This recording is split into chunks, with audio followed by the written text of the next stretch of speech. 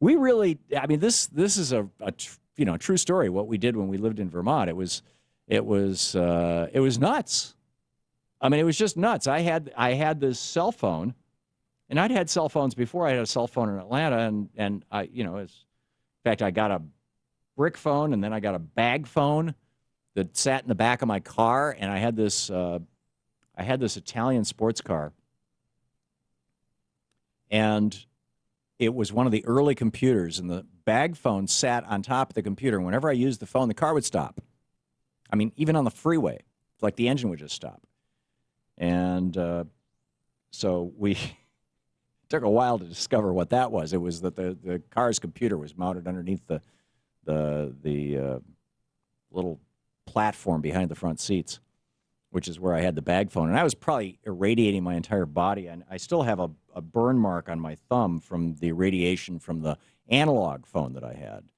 So I've been with cell phones forever. It's, if anybody's a candidate for brain cancer, I'm probably at the top of the list. But anyhow, the point is that when the industry matured by the late 90s, we moved to Vermont in 96 or 97. I think it was 97 that we sold our ad agency in Atlanta and retired to Vermont. We did a 7-year buyout with our employees. And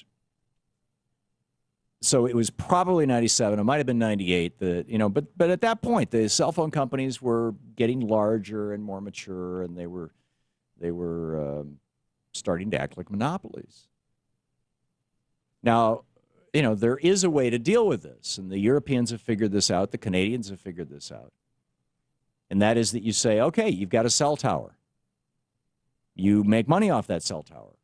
You make money by charging your customers for access to it. You can also make money by charging other carriers access to your cell tower. You have to provide, if SovereignNet or Acme Widget or Thom Hartmann wants to go into the cell phone business, you have to provide access to your tower to his phones. You can charge him, his company, for the access to the tower, but it has to reflect the actual cost of the tower plus a reasonable profit, and not unreasonable profit. In other words, you're not keeping out competitors. And then you have to compete with these people. And in Vermont, when I lived in Vermont, they actually did this with the telephone companies. We had Verizon, I believe, owned the copper coming into our house, but we had a company that was just a couple blocks away from us, SovereignNet, as in the sovereign nation of Vermont used to be, Sovereign Vermont. SovereignNet was our phone company, and it was flat rate $25 a month. You can call anywhere you want in the country. It was great service.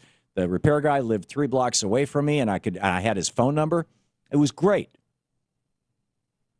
If I needed when we had to have second and third lines installed, we had to call and pay Comcast to come out and put the copper in. And it was their copper, and SovereignNet had to pay them a fee, but they had access to it.